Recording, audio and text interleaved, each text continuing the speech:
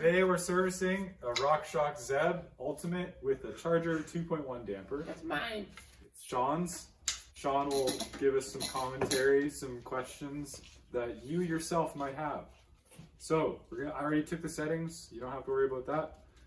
I'm going to start by taking the air out, and then we'll take the lowers off, and we'll go from there.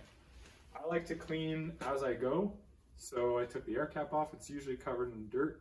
Sean was nice enough to clean it for me, but I'm going to clean it anyway.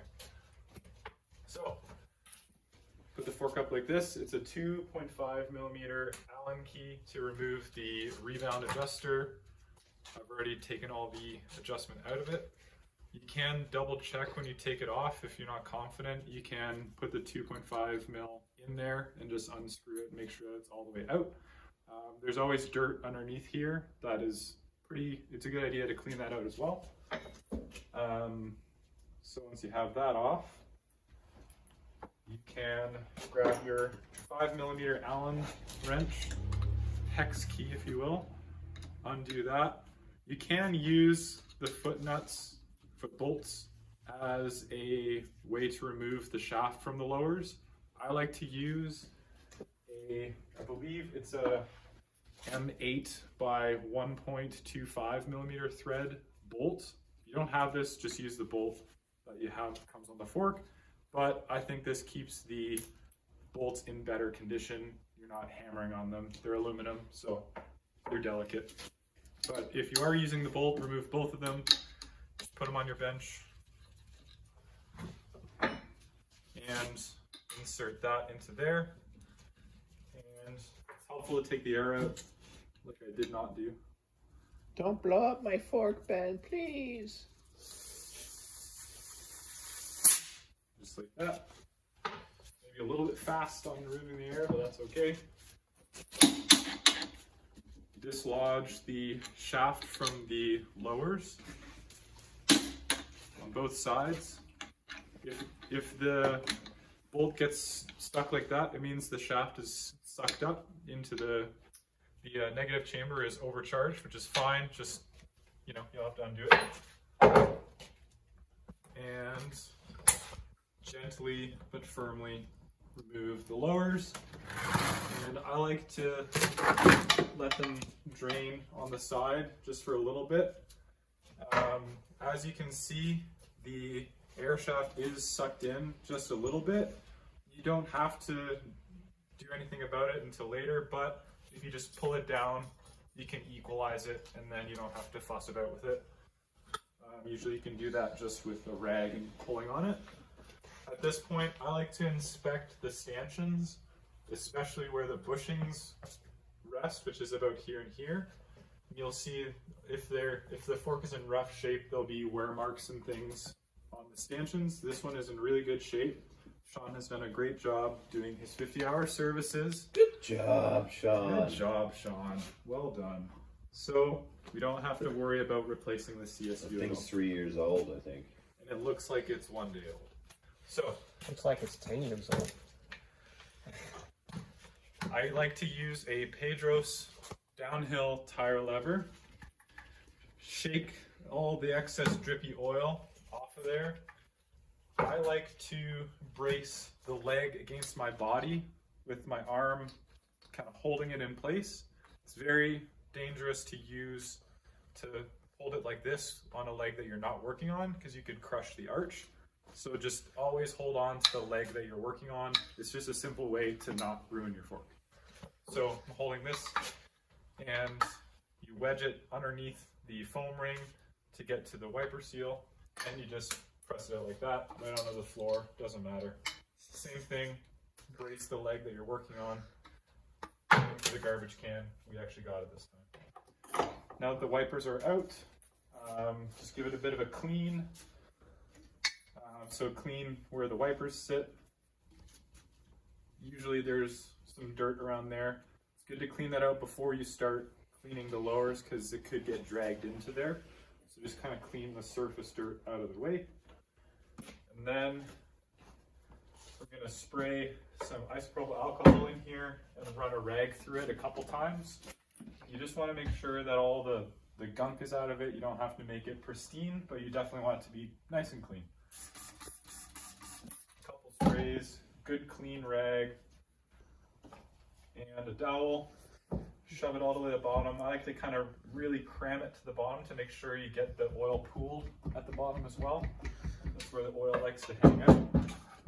In the previous videos, we didn't use isopropyl. It's not 100% necessary, but it's good practice. Aren't you worried about leaving some residue behind? Not if you shove the rag in one more time and really clean it out. I also find that the nice thing about isopropyl alcohol is it dries very quickly. And I always start with doing the lowers. I don't know, it's just my workflow. And then I hang the lowers out of the way, and it usually gives it a chance to dry. But that's how I do it. You can do it however you want, as long as it's clean. So Professional. I like to use Kool-Aid. that's good. The Kool-Aid works too. It does leave a little more of a residue than isopropyl alcohol would, but it's not completely out of the question. But I actually find that only the grape flavored, Yeah. only the grape flavored works on suspension. But that's just me. Sometimes the rag gets jammed, which is okay. Why are you using rags instead of shop towel? I find that microfiber cloths leave less fluffy bits behind, and they absorb oil way better than those blue shop towels do. So I end up using less rags per fork service, and I think they do a better job of soaking up all the disgusting old oil and things like that. So yeah, I find it works really well. So once you get it in there a couple times, it's usually good enough. If it's a really disgusting old fork with lots of oil in there, you probably are going to have to do that 3 or 4 times. I like to look down and make sure that, first of all, I got at least most of the old oil out, but I also use this to inspect the bushings. They should look uniform and not flaky or ruined in any other way. These look great because Sean is good at servicing his fork. So once you have that clean, it's a really good idea to wipe out any of the excess isopropyl or oil that gathered around the surface that the seal presses in. It's a press fit between the wiper seal and the casting, so any lubricant in there could result in the wipers having an easier time popping out, which usually never happens anymore, but it's a good thing to do. So I wipe off the seat where those wipers will go. It also doesn't happen because you're using Fox 38 wipers Well, with a steel liner, or not steel liner, but exposed steel, as opposed to rubber coated. exactly. So yeah, so you can use 38 wipers in the Zeb. It's fine. They measure the exact same.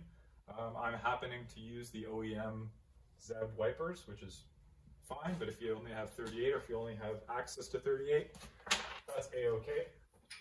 I'm using the Fox 38 seal driver because it works just fine.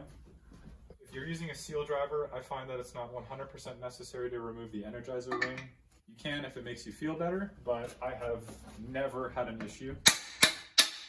Couple good smacks, you're good to go. So the Fox 38 seal driver, that works for Zebs as well as Fox 38. Absolutely. Oh. Same with the wipers. The wipers, the seal drivers. Well, the All the wipe, same thing. it's a coincidence that the wipers work, but the seal drivers, they generally work among different brands at the same diameter stanchions. Exactly. Even like DVO, which are different diameter wipers, As long as I think it's the or sorry, different outer diameter. Inner as long as diameters. the ID Yeah. can really be anything.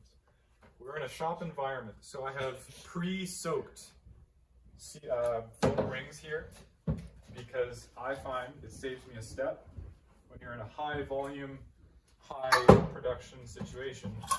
It works really well, but you might just have to soak them yourself. So grab one stick it in. Make sure that it sits flat and square. You don't want it to be twisted or drooping down into the bushing at all. You want it to be flat against the back wall of the casting. You can use a metal pick, but I just use a plastic pick to kind of tug at the seal. Just tug it around so that it falls into place naturally. Sometimes you need to stretch the seal, or not the seal, the foam ring, so that it sits further away, so it's easier to install the lowers. That's a good little tip. If you're pre-soaking the foam rings though, the oil naturally kind of pulls the foam ring a little bit wider, so you don't have to stretch it. But that's another good tip, is to pre-stretch the foam rings. Once you have them in there, all nice and flat, should look uniform and nicely soaked in oil. Another little tip, the 38 wipers from Fox do not come with grease in them. The RockShox Zeb wipers do. I find that grease is a little bit too thick and kind of sticky, so I like to wipe it out before I put in some nice Stigolium or any other brand of decent quality suspension oil or grease. And you do want to be pretty generous. I put about this much and I wipe it around on the lip of the wiper seal, and you just kind of pack it in there, and that keeps the fork running nice and smooth for a very long time. So now that this is done, wipe off any excess oil off of the lowers so that it doesn't drip anywhere and that it's easier to handle when you're putting this back in. Find a safe place to put it. I always just hang it up here on the pipes conveniently with a rubber hose so it doesn't scratch anything, but if you don't have a rubber hose, you can just put it down gently. So we're going to move on to the air spring after I tidy up my bench a little bit. I like to clean as I go. Sign of a pro. I guess so. Clean as you go, sign of a pro. I find that it keeps dirt to a minimum, and it also helps with my organization. So that's what we're going to do. I have a few things on my bench to clean, and that's it. Now we are going to do the air spring side of the service. We have this tool, which is the RockShox. It's technically just a cassette tool, but you can pick this up at mtb-hydraulics.com.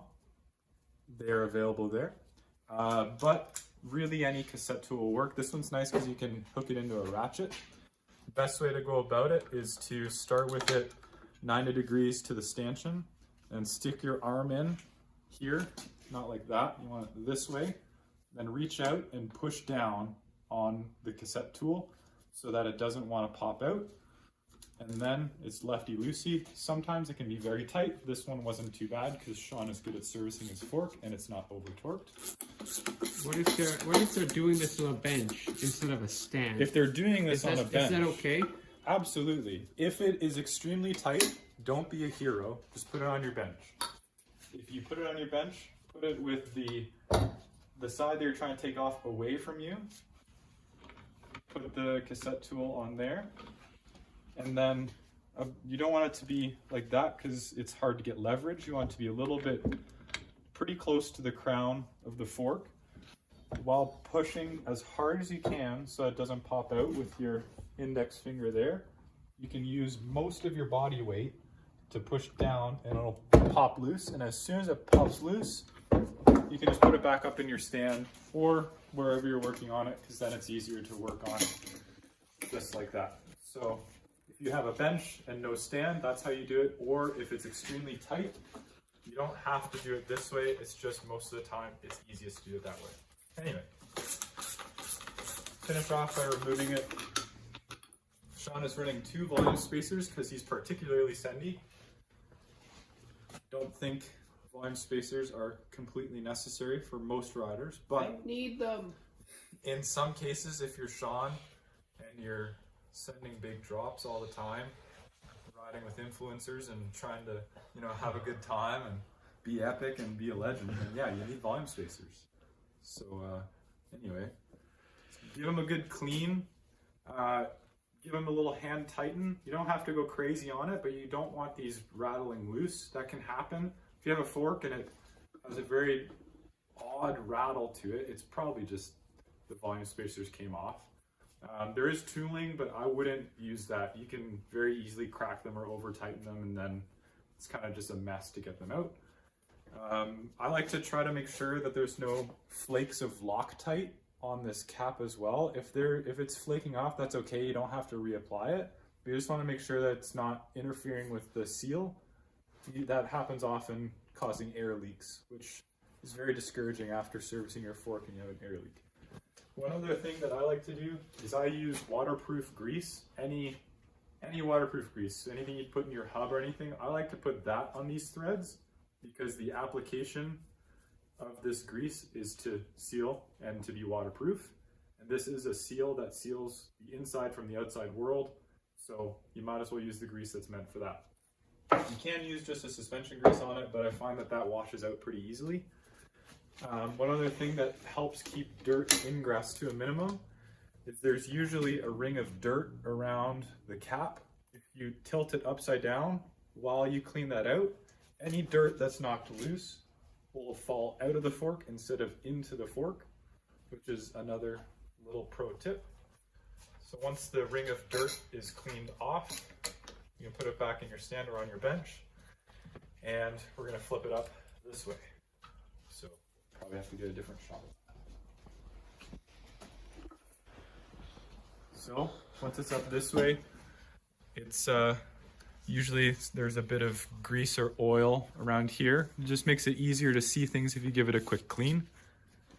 One tip that will really save you is to cover the air shaft with a rag and pull it against the seal head here. And that means that if your tool slips or if the snap ring jiggles around once it's removed, it's not going to damage the air shaft, which is a very sensitive sealing surface. It's a very simple step to save you from replacing your air spring. So I suggest doing that. You don't have to, but I find it really helps. I use 90-degree snap ring pliers, but any snap ring plier will work. You just get it in there. Usually it's pretty easy to remove it. No big deal, no fussing about. Pull it off, and then you can pull it all off just like that, and there's no scratches. Give it a good clean, and put it away. Sometimes this can be pretty tight. You can put this in the vise like previous videos suggest, or I just grab a rag and yank it off. There will be a little spacer. Just be careful. It's usually not going to scratch anything, but you do want to be aware of it. Start by taking that off. It's always covered in grease and dirt and everything, so just do a preliminary clean to make it easier to work with. It doesn't have to be perfect right now. You're just trying to get it relatively clean. I find the easiest way is to put it in a vise, clamp it down on the wrench flats there, and grab your favorite adjustable wrench. Mine is a Nipex, and you can remove it this way. Very easy, very fast. If you don't have a vise, that's a-okay. You can use anything from, I believe it's a 12mm wrench. So you can use a wrench, which is fine. Or you can use a second set of adjustable wrenches, which is my go-to. And you just hold it like that. And this is a very easily removable piece. It is a aluminum shaft with a plastic topper there. All you have to do is unthread that, and it's pretty low torque. You can almost get it by hand. So also be aware when you're taking it apart, if you don't have a torque wrench or anything, just pay attention to how tight it is when you take it off, and you're just trying to match that when you're putting it back together. In my case, for some reason or another, this is the piece that came off. It doesn't matter if the top comes off or the bottom comes off. You're just trying to get something off so that you can remove all this seal head, because we're replacing this inner dynamic seal. For the purpose of the demonstration, I will remove the top just so that you can see what it looks like. It's not that hard. I have vice clamps ready to go. 10mm. 10mm shaft, be very delicate with it. You don't need a lot of torque. And this pops off very simply. So if the top comes off for you, this is what it'll look like. No big deal. There's some extra, I think this is some form of thread locker, but it's plastic, so you're not going to want to use any aggressive thread locker, but this just keeps it in place. So that's what it looks like. If you get the shaft turned around, the side with the holes in it is the top. So easy way to remember. Now we're just going to clean everything. You can use isopropyl alcohol if it's extremely dirty or if you're extremely picky. I find that a good quality microfiber towel gets it just plenty clean. It doesn't have to be surgical. I would just say that you don't want to see any dirt or extra grease. What is that spacer for, Ben? This spacer positions the seal head in the air leg. On Lyrics and everything, the seal head is right at the bottom, but for whatever reason, RockShox decided to make the negative chamber slightly smaller in order to get the kinematics that they were hoping for the suspension. Also, the lower leg, the air in the lower leg compresses, and it acts as a secondary air spring. Mm-hmm. And the larger the minimum volume is at full compression, the less it interferes with your actual air spring. Absolutely. So they added a little spacer. The spacer is not position sensitive, it's symmetrical, so you don't have to pay attention to that. Don't worry. One thing to pay attention to is that it looks upside down when it's being installed, but it goes in not this way, but it goes in this way. Just something to be aware of. Just pay attention when you're taking it apart. Show that again. So it goes in this direction. It does not go in this direction. So we'll reiterate that when we're reassembling. I'm jumping ahead a few steps here. So we'll explain that again when we get to it. It's good to clean out all the grooves and everything, just to make sure that there's no debris. Give this a little clean. Don't worry about this stuff. Just leave that on there. Don't worry about it. Take it easy on yourself. You know, life's rough. Gotta, take it easy on yourself when you can. If you're feeling... Thanks, Yoda. No problem. Anytime. Wise I am. If you want, you can spray these little holes out and get all that grease, or if you have a Q-tip or a plastic pick, however you want. We're lucky enough to be in a shop setting. So I just blast it everywhere and make sure that I cover the cameraman with as much grease as possible. Thank you. No problem. I'm here for you. Mission accomplished. Excellent. So if you don't want to be as messy as me, you can clean it out with a Q-tip. The way that I like to remove seals, if I ever can, is I avoid using picks. That's not everyone's style, but for me, it works really well. In order to avoid scratching anything, I find the best way, and this is relevant for any air piston or any seal that you can grab, is to use a rag to get grip and to pinch the seal forward so that there's some space there. I don't know if you can see that. Yep. And then use your thumb to roll the seal off like that, and it pops off super easy. In real time, it's very quick. I'll reinstall it, and if you get the movements of that operation down, you can remove seals extremely quickly with no fussing about. It's really quick. You don't have to pick up another tool. You just use your fingers and a rag. And you guarantee there's no scratches. I find that works best for me. Clean out the groove. Make sure that there's no extra debris or grease. And there is seals that we need to replace. Where to get these seals? I like to pick mine up from our local hydraulic supplier, mtb-hydraulics.com. Best seals in the biz. It's not an O-ring unless it's lubricated. So a small amount of lubrication, just some grease or even some Lowers bath oil will work plenty fine. When you're reinstalling, you can see here that the quad ring is twisted. That is what you do not want. You want to make sure that it's flat like that all the way around. Use your fingers to feel if it's all flat and in good shape, which this one is now. Put that aside. There are 2 seals technically in this seal head. There's a wiper seal, which is this piece on the raised section. Do not remove that. It's easy to damage, and I don't know if there's replacements available. Correct me if I'm wrong. Yes, but you need to buy the entire service kit from RockShox, which is the same price as A new fork? as a service should be. I see. Well, don't do that. Remove this seal here. This is the dynamic seal that seals against the air shaft and the negative chamber. I find that this shape of pick is very good for removing seals. It looks like a sickle, but it's flat and sharp, so you can stab things, but then once it's stabbed, you can pull, and it doesn't tear the seal, it drags it out of its place. So I come in at an angle, stab the seal. And if you can't get a hold of those picks, just go to mtvhydraulics.com and pick up a set. There's some great pick sets there. So stab the seal. If you stab it really good, that means it's not going to slip and you're going to get it out the first try.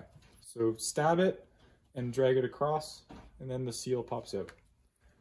Something that is good to do is to clean out the groove where that sits. I like to grab a Q-tip, bend it 90 degrees so it looks like that, and then you have a perfect cleaner for cleaning out that groove, and you make sure that there's no debris, there's no worn out oil or grease in there, and it's nice and squeaky clean. So a little dot of grease on the O-ring, and you install that back in.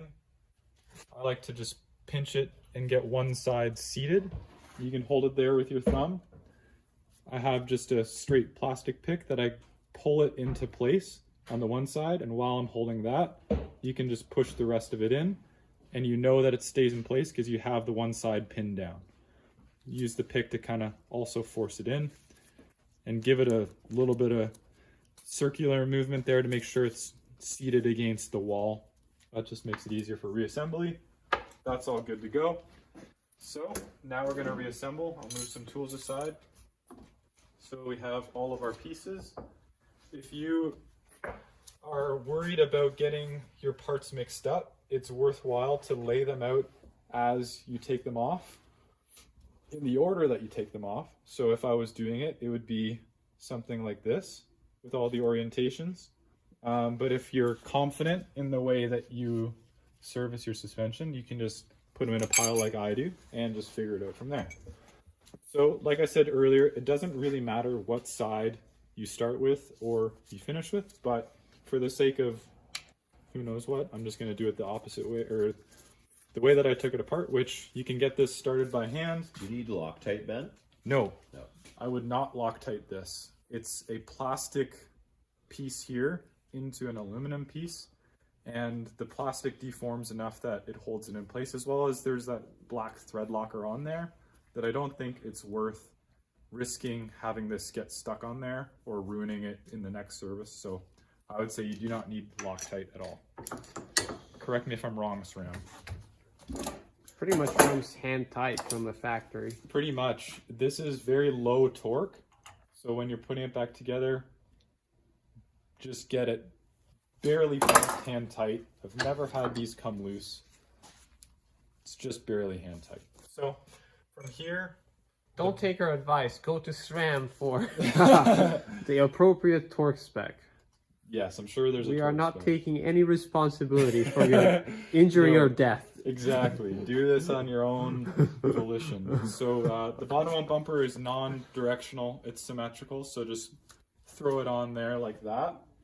And then from here, I think it's worth adding a small smear of grease to the inside where the wiper and the seal is. In this case, that's good to have grease there. And remember, the orientation is slightly counterintuitive. In most air springs, they would go on like this, but in this case, it goes on like this. And it's a smaller diameter for the threads there, so you just slide it on and it kind of just naturally wants to slide into place. And then you just put that on the edge there, but honestly, you can leave this off until full reassembly. This technically comes with some Loctite on it, but again, this is a very low torque piece here. So I would say, and the threads are very fine, so it likes to stay in place. So I wouldn't use Loctite. If you really want to, you can use maybe a very light blue Loctite. And from here, you can clamp it, or you can just use adjustable wrenches on both ends and tighten it. But in order to get the most accurate torque, I'm clamping it, so I'm only working with one item that's being clamped. And again, you don't have to go absolutely crazy on this nut, just snug.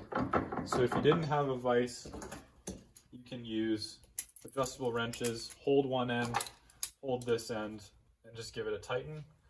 But then you're working with two pieces that are tightening together, so you're not really sure of how tight either one of them is. So you do you. I don't really care. Before we put that back in, it's good to run a rag through the air leg.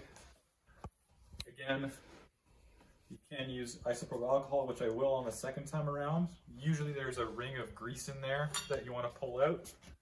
Once that gross ring of grease is gone, couple sprays. On the second time around, once you've cleaned it to what you think is the best it can be, it's really good to inspect the inside of the leg. That is a very sensitive sealing surface. If there is any wear marks or scratches or debris or anything in there, you want to be aware of it. If this is scratched or damaged in any way, unfortunately, you have to buy a new CSU. There are centers that will replace the stanchions, but it's pretty expensive and a bit of a fuss around. But if you live near one and you have the capabilities, it's a good idea to get that replaced. But Sean takes good care of his suspension, so it's in good shape. I like to give one more clean around this surface just to make sure that any of the last bits of grease or oil didn't get trapped there. This is a very important step, is the amount of grease to put in an air spring. In my opinion, this is all the grease you need. This is half a teaspoon, maybe, if I could guess. And all you do is smear it around on the inside, and that's it. It is better to err on the side of less grease than more grease. In the previous videos, I put no grease in it. Oh. How do you feel about that? That's a-okay as well, because you can just use some lubricating fluid, which I also will use. But I like to have some grease in there because I find that the grease stays in place a little bit longer. Anyway, once you have it in, it's good to make sure that everything's seated. That just makes your job easier putting in the snap ring. You are more than welcome to use the snap ring pliers again to reinstall it, but I can usually get these in by hand. It's not that hard. There's a sharp side and a rounded side, and you want the sharp side to face this way because technically there's more surface area on the sharp side to help with keeping it in. So just slide it over the top, get one end started, and just kind of push it into place. If you're wearing gloves, be careful not to get your glove caught like I did. That is very easy to do. In that case, you just pinch this together and pull that out with probably a pick.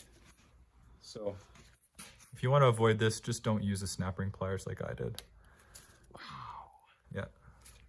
Usually I get it without getting my glove, but I'm nervous. Anyway, now that the air spring is in place, give it a tug. You can even use a towel just to make sure that everything is seated properly. And that's in good shape. There's Sean. And I would say 1 to 2, maybe 3 milliliters of your favorite lubricating fluid You can use lower bath, the bath oil that you have probably already for the service. I happen to have a squeeze bottle full of 20 weight gold. It works just fine. I like to get it on one side of the stanchion, and then on the other side of the stanchion, and then one right down the middle. Not much. How much volume was that? I believe that would be about 1.5 milliliters, roughly. You can also use a syringe from MTB Hydraulics to measure it out. You can also use a syringe from MTB Hydraulics. And then take your clean cap, start it by hand so you don't cross thread it. Once it gets past finger tight, switch to your favorite ratchet and the tool that you've purchased from mtb-hydraulics.com. And I find the easiest way to get a consistent torque, this only applies to those using a stand, but I like to basically do the opposite of removing it. I brace it against my body and pull towards myself. And the torque for that is 28 Newton meters, which is fairly tight, but you don't have to hang off of it. Just good and tight is good enough. At this point, I like to put the sag indicator on. As soon as I think about it, I put the sag indicator on because there's nothing more demoralizing than finishing a service and realizing you forgot the sag indicator. So as soon as you think of it, and as soon as everything's clean, put it on, and then you don't have to worry about it. So, one last step is putting the valve core back in place. A tiny bit of grease is a good idea on the valve core just to help with the action of the plunger and to help seal the air in place. So, put that back in. Nice and snug. You don't have to go crazy. You can buy this valve core tool at mtb-hydraulics.com, and you can test the function of the air spring, and it feels nice and smooth and nothing's grinding. So we're going to move on to the damper. We're going to do it quickly because we're running out of time. Get our favorite 2mm Allen key. This one's pretty tight, but not too tight for me. Quick word from our sponsor. Sorry to interrupt. Red Truck Beer. Us here at Lynn Valley Bikes and MTB Hydraulics love Red Truck Beer. It's one of our favorites. So if you love our service, hook us up. There you go. So once the bolt's removed, keep track of it. It's very small. It's an international audience, so we won't get much out of that. Any beer. Anything's fine.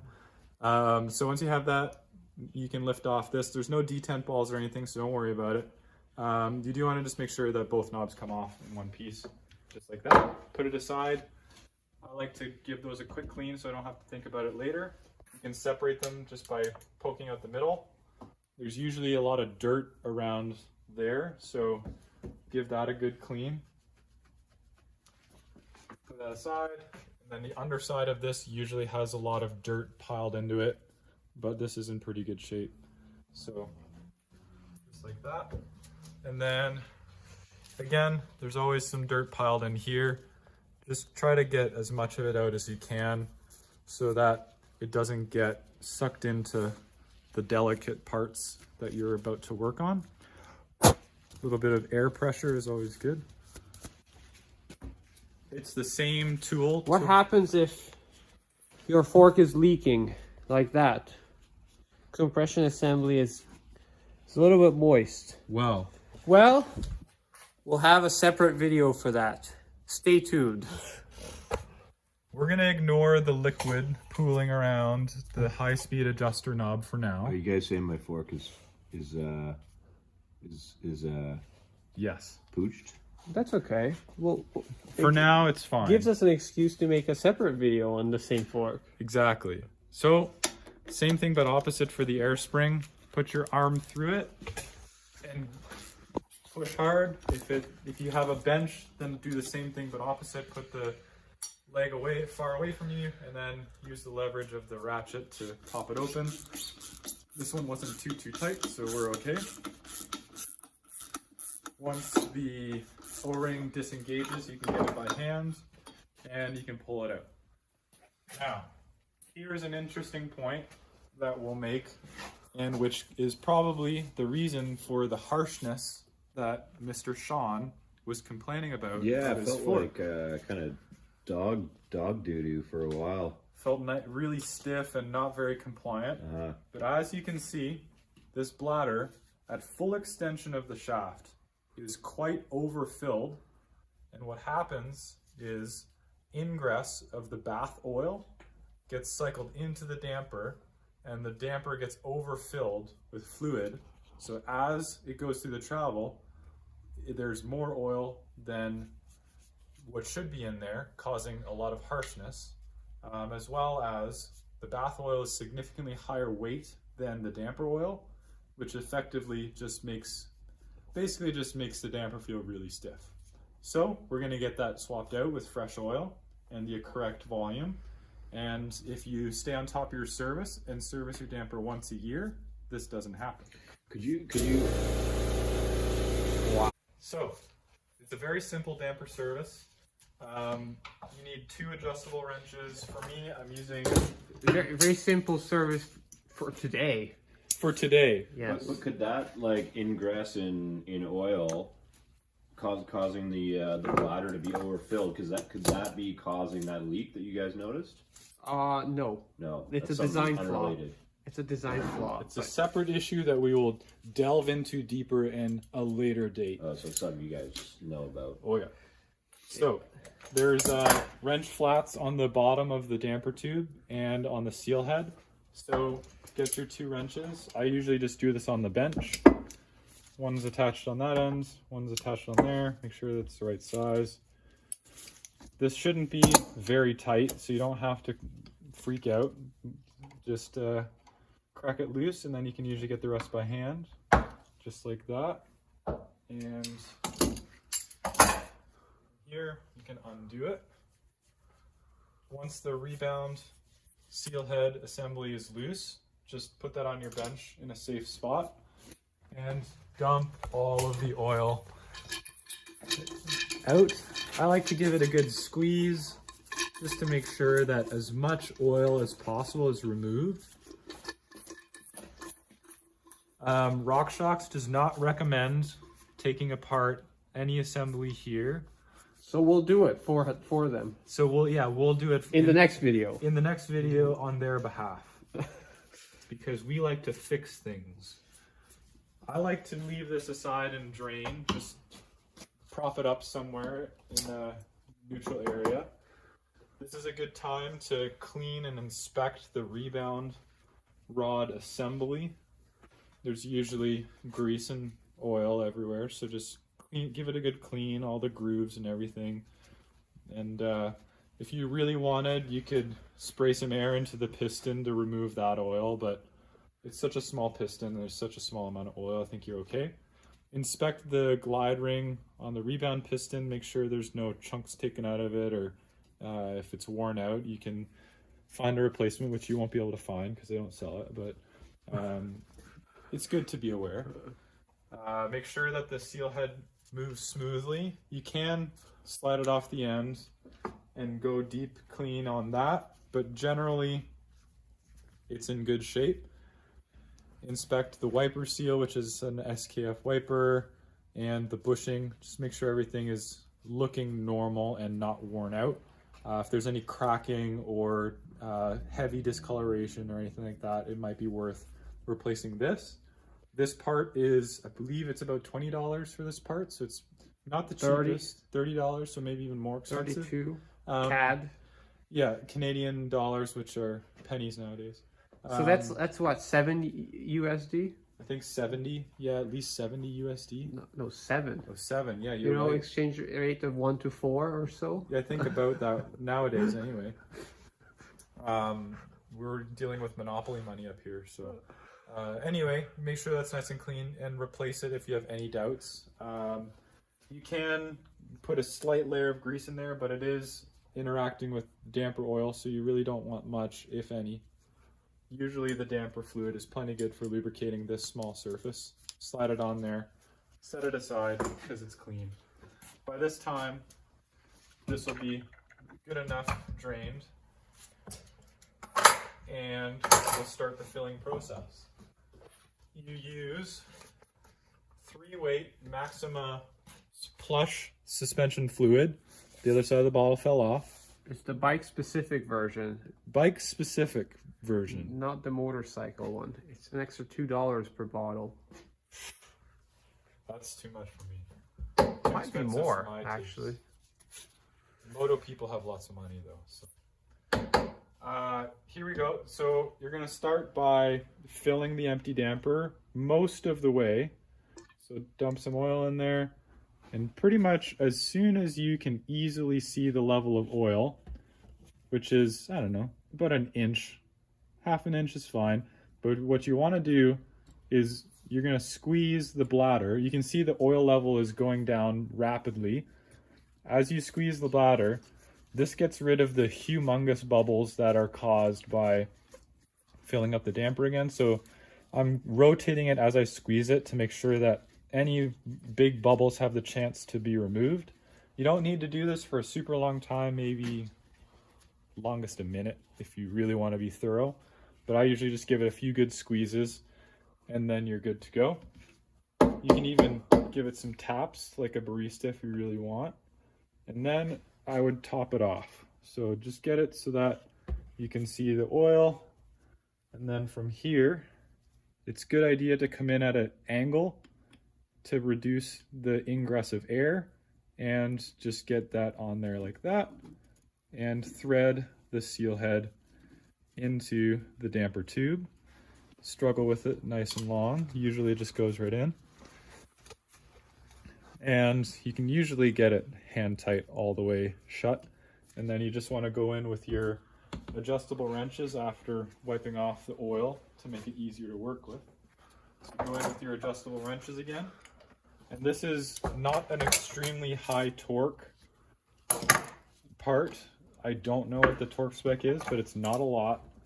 You just want to get it snugged up so that it doesn't pop off. About that tight, maybe even a little less. Might even get a little too hard there. Either way, it's snug. It's not going to pop off. From here, we're going to do the bleed. Before I move on to the next step, I like to prepare my syringe to give it time to de-aerate. This is a custom syringe. The body is from mtb-hydraulics.com, to which I have threaded a RockShox bleed fitting onto it. You can get the specific Charger 2.1 syringe and damper, syringe and fitting, but I like to use these syringes because they're very easy to use, they're sealed up well, and they're reliable. And then I use this bleed fitting, which is technically the same as bleeding their brakes, but you want to make sure that this has no dot fluid in there if you are reusing it. I would use either a fresh one or one that you've cleaned extensively and only use it for suspension uses. Anyway. Fun fact, the MTB hydraulics syringe without the fitting is the same cost as the one with the fitting. Oh. 2 for 1. So you don't have to buy the separate fitting. If you would like, you can bleed your damper on... It's an M5 fitting. That's the part. M5. M5 fitting from MTB Hydraulics or elsewhere too. It's still M5. There you go. So you can bleed it on your bench. One thing that I would recommend when you're bleeding on your bench is to angle it upward with some rags or a block of wood or whatever, because you want the bleed port to be at the highest point of the system. For our demonstration purposes, I usually throw it up in the bike stand. Because it's such a small diameter, usually I have to use a rag to take up the space in the bike stand. So put it in upside down like that, clamp it down. It doesn't have to be tight, you just have to keep it from moving. And then angle it like that so that the bleed port is at the highest point of the system. It is a Torx T10 to remove this bleed fitting, which comes off very easily. It's worth it to inspect the O-ring on this bleed fitting, as it performs a very important operation, just like that. Looks to be in pretty good shape. So put that aside. I forgot to prep the syringe because I was distracted, but that's okay. I would fill the syringe about a little bit less than halfway, and I like to get rid of that big air bubble because that makes it easier to bleed in the future. You can degas it if you want, but there's plenty of gas trapped in here, so it'll be immediately regassed once you start to bleed it, so I wouldn't worry about it. And at this point, for the first couple cycles, you can be a little bit cavalier with it because it's all huge bubbles. So just kind of start to cycle the damper like this. You can hear the air, and then give it a few cycles with the syringe. With the refill like that, you can see all the air bubbles coming out. Very aerated, but right now we're just getting the big bubbles out. And then once we get the big bubbles out, we'll start worrying about the little bubbles. So cycle this again. Sometimes I like to half compress the syringe to add pressure while I'm cycling the damper shaft, just to, get oil in all the places. And then you can use the syringe to extend the damper shaft as well. And we're getting to a point where the bubbles are getting smaller and smaller, so I'll start paying attention to the smaller bubbles. I'm actually going to fill the syringe with more oil to give the bubbles more of a chance to rise to the top. I've kind of underfilled it, so maybe a solid half full is the correct amount of oil. A little more oil in the syringe. Back on, and start by pushing, because when you disconnect and reconnect the syringe, there's always going to be an air bubble. So start by pushing the oil into the syringe rather than pushing from the syringe. And as you can see, we're already running pretty clear. There's some bigger bubbles, but we're starting to get it a little more clear. Start cycling the bladder as well. Squish the bladder, let the bubbles rise, and then push the oil into the bladder again. Cycle that a few times. If you see a bubble in the hose trying to get out, help it get out before you cycle it back in. There's still some bubbles, so I would just flip-flop between cycling the damper shaft and cycling the bladder until you get no bubbles. We're getting pretty clear here, so I'm gonna let the bubbles rise. Sometimes tapping the syringe gently, you don't have to whack it. Tapping it helps the bubbles rise to the top. And cycle that in, make sure the damper is fully extended.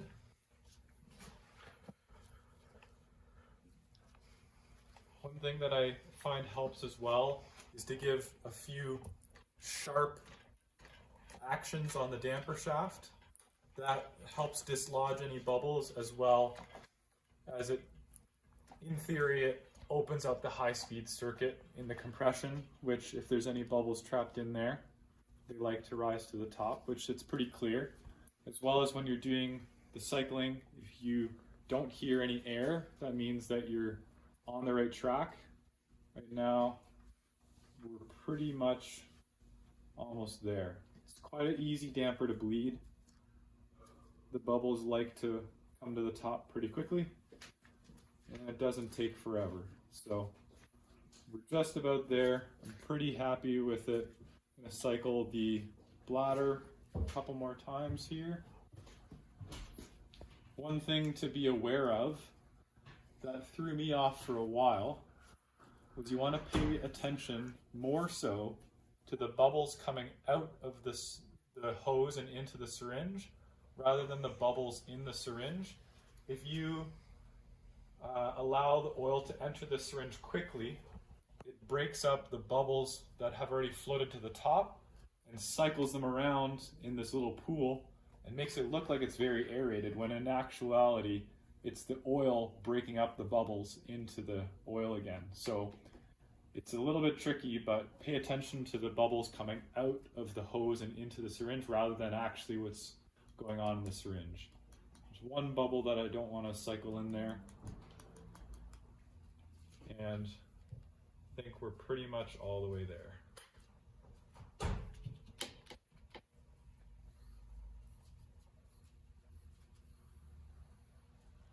And once you're confident that your bleed is good and you don't hear any air, make sure that the damper, the bleed port is still at the highest point. Sometimes give yourself a little more room.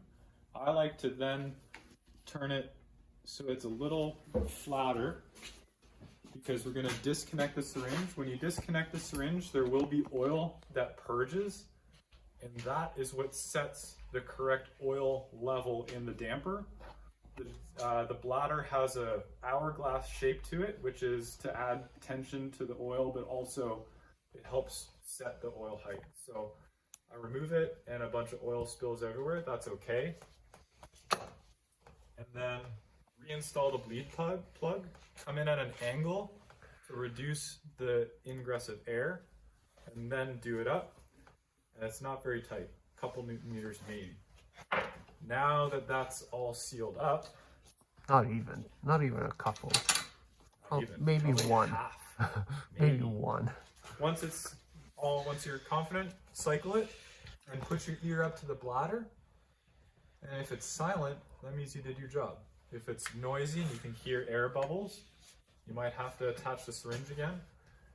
It's okay if the bladder seems to be pulling in a little bit, because you just want the oil level to be where the bladder naturally sits. So that is good. Even though it sucks in a bit, that's plenty good, because it will ingress no matter what. So you want to leave room. Definitely don't want to quickly put the bleed plug in and keep it pressurized. You want to make sure that it sits naturally as you reattach it. Give it a little wipe so it's easier to work with. And it's worthwhile to run a rag through the damper leg as well, so that no contaminants get cycled into the damper.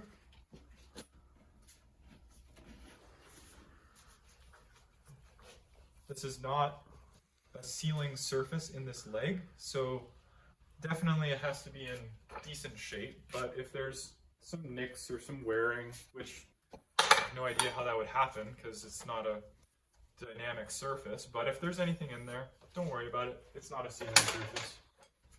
If it's a motion control damper, then you might have to worry a little bit because that would be a sealing surface, but this is a sealed cartridge system. Same thing with this. Make sure there's no flakes of Loctite interfering with the O-ring. Pro tip. Slide it back in gently. Start the threads by hand so you don't cross thread it. And then tighten this down. The torque spec of this is also 28 Newton meters. In other words, pretty tight, but not ridiculous. So brace it against your body or against the bench, however you're doing your service.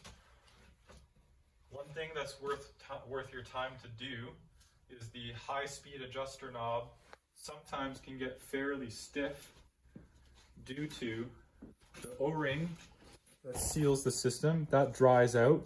So a very, very small amount of grease spread around that O-ring ensures that it moves freely and easily for a service interval. So are you saying that leak is actually an automated lubrication system?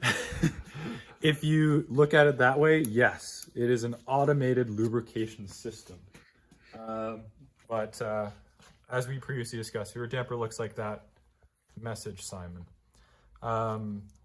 Anyway, there's no rhyme or reason for the orientation of these knobs because they always get turned around. If you always run no compression, or if you have a known setting, you can position the charger logo in that lined up area if you want, but they're circles, so it doesn't matter.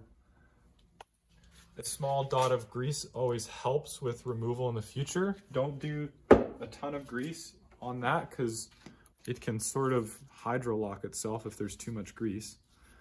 and do this up just snug. You don't have to go crazy. It's a very small bolt, and you can test the function of your knobs. If you bottom them all out, so maximum compression on both high and low speed, you should feel the damper shaft be noticeably stiffer. But there is no lockout on this damper. It's all just compression adjustment, so it will never be fully locked out. And undo the settings and test it again and see what happens. Nice and easy. Very easy to push because there's no compression. Cap your oil so you don't spill it everywhere. That's expensive. All right, I've already put the sag indicator on, but it's good to check again. It's also good to give it one last wipe if any dust or debris entered onto the uppers. It's good to get that off. Take your pre-prepared lowers, carefully slide them over the damper shaft. Once you get up to the lower legs, I find it easiest to hook the side of the wiper seal closest to you against the wipers on both sides. So you hook the one side and angle it towards yourself and push and pull, kind of a scooping motion, and that seats the wipers and it reduces the chance of pinching the wiper seals or the foam ring. I would insert it just until the first bushing engages, and then slide it up like this so that you can fill it with the lubricating oil. We use OEM Maxima Plush Light Fluid, and the amount that you should put in is 20 milliliters on both sides. They're symmetrical, there's not one more than the other. So grab a clean syringe and add 20 milliliters, also known as 20 cc. It's a good idea to angle the syringe down and push it in slowly. This ensures that the oil doesn't go into either the air shaft nut or the bottom of the damper shaft. If oil gets in the bottom of the damper shaft, it can leak out into the rebound knob and give a false reading for a leaking damper, when in reality, it's just lowers lubricating fluid. So if you do this step, it just ensures that you don't get messed up and think there's a leak. So slowly at an angle, and that ensures that the oil just drips down the side of the lower leg instead of getting blasted into the shafts. So from here, you can pull that down until you hear the raw damper shaft and air shaft engage. At this point, if you're worried about the oil getting caught in the nut, you can take a Q-tip and just get the excess oil out of the bottom of the shafts. This one actually had a fair bit of oil in there, which is good to clean out. Not the end of the world, but helpful. And then the damper side, which is easy to figure out because it has the damper controls on it, gets the gray or pewter colored wider foot bolt. Start it by hand until it engages. Make sure that the crush washer is in good shape. You don't have to replace it, but it's good to look at it. Same with the air side nut, bolt, whatever. Get it on there. Make sure that the crush washer is in good shape. And then from here, use your 5mm hex wrench. And the torque spec for these is 7.3 Newton meters, which is, in other words, fairly tight, but certainly don't go too tight. Just snug.